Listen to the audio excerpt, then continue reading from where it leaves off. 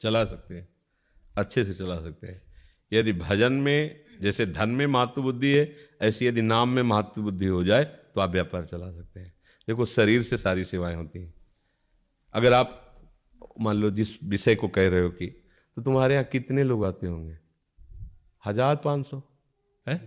यहाँ दिन भर देखो भीड़ लगी रहती है, फिर तो हमारा भजन ही बेकार हो जाए, नहीं हो जाए। ऐसे ही आए हुए अतिथि को भगवान का स्वरूप मानो, अच्छे से अच्छा बनाकर पवाओ, जो उसकी पैसा होता है पैसा ले लो, नाम जप करते रहो, ये भगवत भजन हो जाएगा।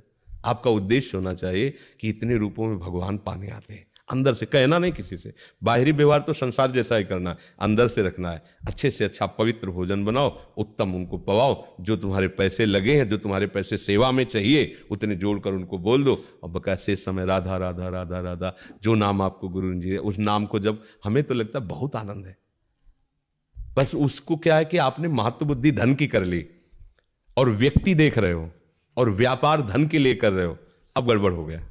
अगर आप उसे माने कि वृंदावन धाम में मैं रहकर आए हुए बाहरी जो भी हैं उनकी सुख सुविधा के लिए सेवा है, और वो आए हुए प्रभु ही है हमारे, और भगवत भाव करके सबको पवाइए अच्छे से अच्छा, उससे उचित अर्थ लीजिए और नाम जप कीजिए, तो आप देखोगे ये प्रश्न खत्म हो जाएगा।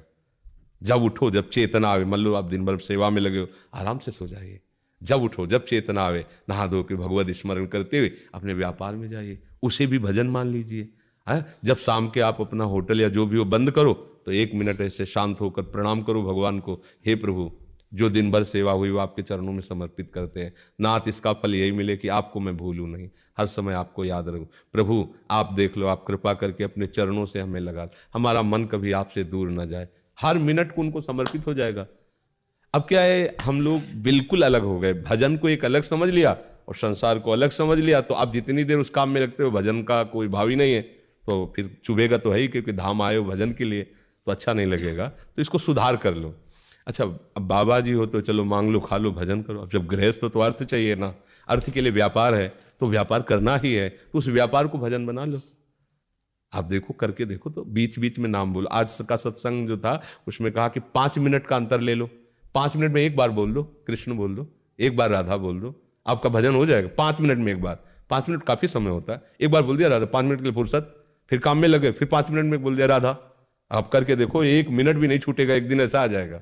पर भाई अभ्यास करना पड़ेगा। आत्मबलशील हो जाता है महाराज जी। कभी कभी ये लगता है कि गलत रास्ते पे चल रहे हैं, लोभ में चल रहे हैं, ऐसे की। तो आप उसको स्वीकार किए हो ना गलत रास्ता, इसलिए आपके मन में है। सदन कसाई जी मांस बेच रहे हैं क्योंकि उनकी कुल का काम है, और भजन कर रहे हैं, तो जानते हो बड़े बड़े संत वहां जाते हैं उनसे सत्संग करने, और काम क्या कर रहे हैं, मांस बेच रहे हैं। तो तुम्हारे यहां तो मांस भी नहीं बिक रहा है। तो बात समझो, अगर वो अपने कर्म को करते हुए भजन कर रहे हैं तो वो भी सिद्ध हो रहे हैं। अगर आप अपने कर्म को करते हुए भजन कर, तो आप क्यों नहीं आनंदित हो जाए? मतलब आपका उद्देश्य ठीक नहीं हो रहा, आपका भाव ठीक नहीं हो रहा, इसीलिए कार्य तो वही हो रहे हैं, पर भाव ठीक ना होने के कारण आपको अनुभूति नहीं हो रही, आनंद नहीं देखो, श्री महामहिम रैदास जी चमड़े का कार्य, चौराहे पे बैठकर पादुका गूंथते थे। एक पंडित जी जाते थे, वो कभी वो अपना जो उनका नित्य कार्य होता है उपलव, अरे रैदास जी आप कभी तो गंगा नहाने चलो, तो कहते हमारे पास समय नहीं गंगा स्नान करने का। अरे बोले भगत बनते हो, समय नहीं गंगा स्नान का, तो सुनो, हम तो जा नहीं पा रहे, आप रोज गंगा स्नान करने जाते हो, 2 केला, हम गरीब आदमी, ज्यादा तो हमारे पास है, गंगा जी को दे देना, कह देना रैदास जी ने दिया है। पंडित जी गए, नहाए, और गंगा जी से कहा कि 2 केला रैदास। गंगा जी का हाथ प्रकट हुआ और केला हाथ में लिए, बड़े आश्चर्यचकित हो गए। ये मतलब, गंगा जी ने अपना एक कंगन उतारा स्वर्ण और कहा रैदास जी को दे देना जाके।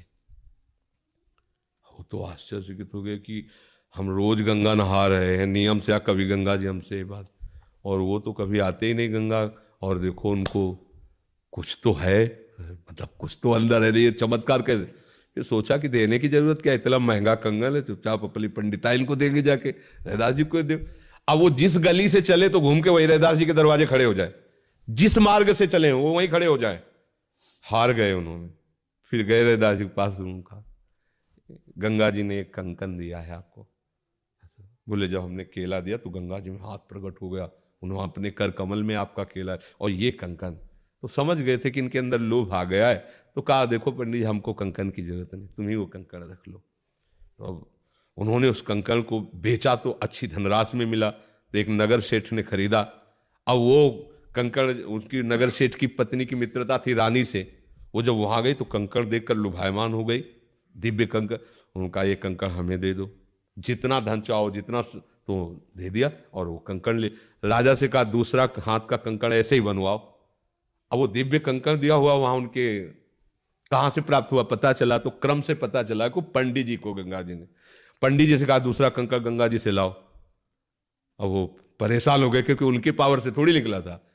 रैदास जी के पास गए, बोले राजा का हुक्म है, और राजा की बड़ी विचित्र गति होती है, कहा 2 मिनट में पुरस्कार दो, कहा 2 मिनट में फांसी में चढ़ा दे, इसलिए कंकड़।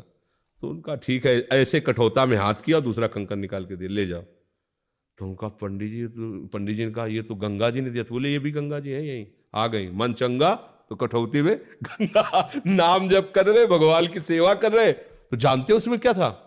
हाँ, चमड़ा धोते थे उसमें, मतलब बात समझ ली है। और उसी से ऐसे चमत्कार, बड़े बड़े सिद्धों को उसी पानी से। एक बार गोरखनाथ, गुरु गोरखनाथ जी गए, चमत्कार के उसमें विषय में प्रसिद्ध है, वो बड़े सिद्ध योगी थे। तो रैदास जी उस समय भाव में बैठे हुए थे, तो गए तो संत देखा, प्रणाम किया, गुरु गोरखनाथ जी से बात हुई, फिर ऐसे भाव में आए, ऐसे चमड़े का वही जल लिया और कहा ले वैसे, तुम खप्पर लंबा दिया, खप्पर में डाल दिया। अब सोचा कि अब है तो संत ही पर, ये है तो चमड़े का पानी, इसको क्या पिए। कबीरदास जी के घर गए तो वहाँ वो कमाली जी थी, तो उनका एक खप्पर में पानी फेंक कर इसको धो के ले आओ। बोले कैसा पानी? बोले रैदास जी ने दिया। तत्काल वो पी गई उसको, और फिर धो के पी गई, फिर उसको खप्पर दे दिया। एक दिन ये अपना चमत्कार दिखा रहे थे, जहाँ उनका ब्याह हुआ था कमाली जी का, कि कोई हमारे खप्पर को भर दे, तो उस खप्पर में कुंतलों अनाज डाला गया हो, जो खप्पर भर दे उसी के यहाँ भिक्षा पाएंगे। तो सब पूरे नगर में आकर, सिद्ध योगी थे गोरखनाथ जी, कमाली बार निकल के आई, उन्होंने कहा कि ऐसे घूंघट, क्योंकि ससुराल थी, ऐसे 4 दाने भरे वैसे डाल तो खप्पर। तो उनका ये सिद्धि कहाँ से प्राप्त हुई? तो उनका ये उसी चमड़े के पानी की है सिद्धि। बोले एक एक तुम्हारे मन की भी वृत्ति को मैं जान रही हूँ, इतना चमत्कार। अब वो फिर गए और रैदास जी से कहा, बोले अब चमड़े का ही पाली, अब वो बात नहीं होगी जो भाव में। समझो सारे चमत्कार भगवान के नाम में, नाम जप रहे हो आप, अपना काम कर रहे हो, वो भगवान की पूजा हो गई। पर हमारे भाव नहीं टिकते ना इस बात में कि हमारी भगवान की हम समझते हैं कि भगवान की पूजा एक अलग डिपार्टमेंट और संसार का काम एक अलग डिपार्टमेंट। तो आप भाव से वहाँ जहाँ हो वहीं से कर लो। थोड़ी देर भाव, मतलब 1-2 मिनट में ही भाव किया कि हम अपने ठाकुर जी श्री जी को शयन करा दिए, घंटा 1.5 घंटा बाद फिर उत्थापन करा दिए, और मानसिक भोग लगा दो भाव में कि लड्डू है, मीठा है, जल है, भोग लगा दिया, श्री जी पा चुके, भावना। इसके बाद जब शाम के जाओ फिर अच्छे से भोग लगा दो, रोटी दाल सब्जी जो भी है भोग लगा, पवा दिया, थोड़ा दूध का भोग लगा, फिर शयन करा दिया, आरती करके वो हो जाएगा। श्री जी जानती हैं कि आप व्यवहार की सेवा में हो और नाम जप करते रहो, ठीक है, इसी से